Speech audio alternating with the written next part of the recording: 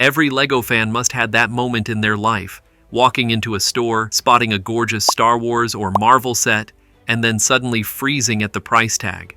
At that time, the only question that comes to mind is, why is this LEGO set so expensive? Actually, I will tell you. There is a story behind this.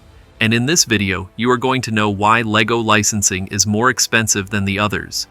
Before we begin, hit the subscribe button and press the bell icon. Let's dive in. The hidden cost nobody talks about. Here's the truth nobody tells you about LEGO. When you pick up that Star Wars or Marvel set at the store, LEGO isn't pocketing all the money you just dropped. Nope. A massive slice of it goes straight into the hands of companies like Disney, Warner Bros., or Universal Studios. Because LEGO doesn't own these characters. They can't just wake up one morning and say, hey, let's make a Millennium Falcon. They have to pay for permission. A lot of money for permission. And here's the kicker. They don't just pay once. They usually pay upfront licensing fees just to get the rights, and then royalties on every single set sold. It's like they're paying rent and taxes on every brick. And guess what? That cost doesn't disappear. It comes right back around to you, the customer. That's why when you buy a $200 LEGO Star Destroyer, a fat chunk of that price isn't even going to LEGO. It's heading straight to Disney's vault. And the numbers back this up. Studies show that Star Wars sets cost around €4 more than regular LEGO City sets of the same piece count. That might not sound like much until you realize it's pure markup for nothing but branding. Even the advent calendars prove it. A Star Wars one, $29.99. A LEGO City one, $19.99. Same type of product, same brick count, only difference is a logo on the box. That's a 50% jump just because Luke Skywalker's face is on the cover. And here's the crazy part. People don't care. They still buy it. In fact, they buy it faster. That's the power of licensing, and Disney knows it. LEGO knows it too. They're banking on you valuing the feeling of Star Wars or Marvel so much that you'll pay extra, even if the actual plastic is no different from a city set. But hang on, before you think it's just Disney squeezing your wallet, there's something else going on. Something that actually makes LEGO worth the price. The premium quality. LEGO isn't just expensive because of licensing. LEGO is expensive because of its quality. And when I say quality, I mean obsession-level quality. Every single LEGO brick is manufactured with a tolerance of just 0.005 millimeters. That's so precise that a piece made in 1958 still fits perfectly with one made today. Think about that for a second. How many other toys in the world can you say that about? Most knockoffs can't even get bricks made in the same factory to fit right. And it's not just about fit, it's about feel.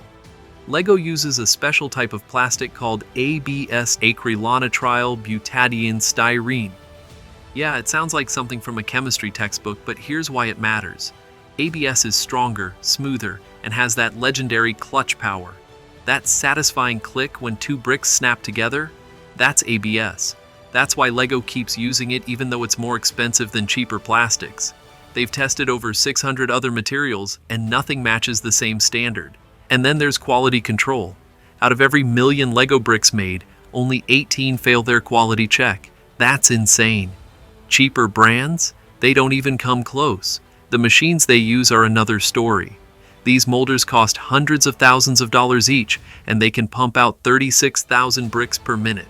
But because LEGO demands absolute precision, those machines aren't just expensive to buy, they're expensive to maintain.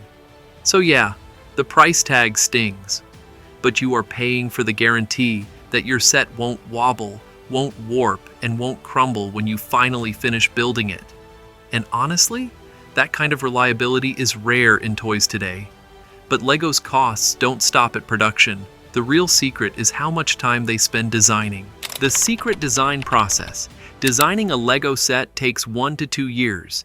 Yep, years. And that's just for one set.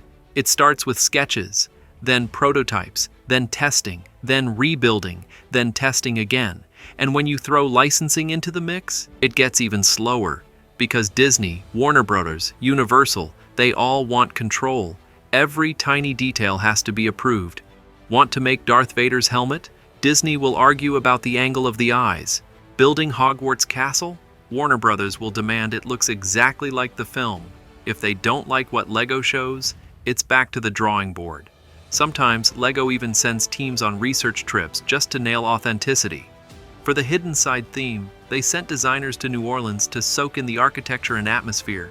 That costs money, flights, hotels, time, and yes, that money ends up in the final product price. So when you pay $470 for a Hogwarts castle, you're not just buying bricks, you're buying years of design work, endless revisions, arguments with licensors, and research trips across the globe. That's not just a toy, that's a full production pipeline squeezed into a box.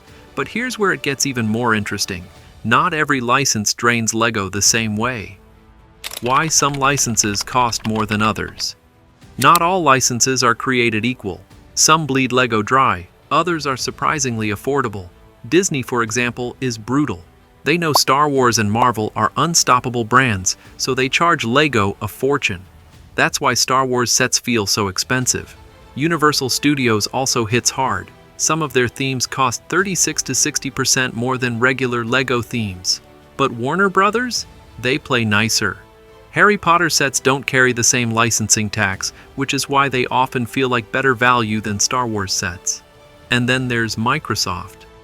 Their Minecraft partnership is so friendly that some Minecraft sets actually cost less than standard LEGO themes.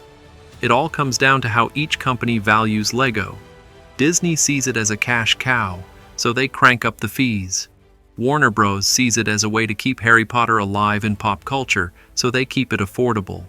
Microsoft wants Minecraft to stay relevant with kids, so they make the licensing easy.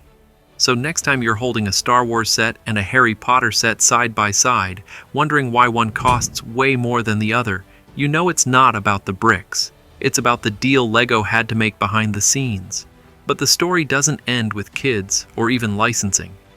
The biggest plot twist is who LEGO's main customers are now, the adult fan revolution. LEGO's biggest customers today aren't kids, they're adults, and they're willing to pay way more for sets than parents ever would. Adult fans of LEGO, AFOLs, have turned the brand into a premium experience. For them, LEGO isn't just about play, it's about collecting, displaying, and even investing. Yes, investing. Some retired sets have gone up in value by over 1,000%. The 2003 Cloud City set, which originally cost $100, now sells for more than $2,000. That's not a toy anymore. That's an asset. And LEGO knows this. That's why they launched their 18+ line, specifically aimed at adults. These sets aren't just builds, they're projects, challenges, display pieces. Take the Hogwarts Castle, $470. The Eiffel Tower, $630. These sets are massive, detailed, and unapologetically expensive. And adults are lining up to buy them. Because for adults, LEGO isn't just nostalgia. So yeah, LEGO is expensive. But now you know why. It's licensing fees that funnel cash into entertainment giants. It's a level of quality control that no knockoff can match. It's years of design work that make every set feel perfect. And it's a growing adult fanbase that's willing to pay for it all. So, what do you think LEGO sets are truly worth the high price, or are we just paying for the logo on the box? Let me know in the comments below, and don't forget to hit that like button and subscribe for more videos just like this. Thanks for watching.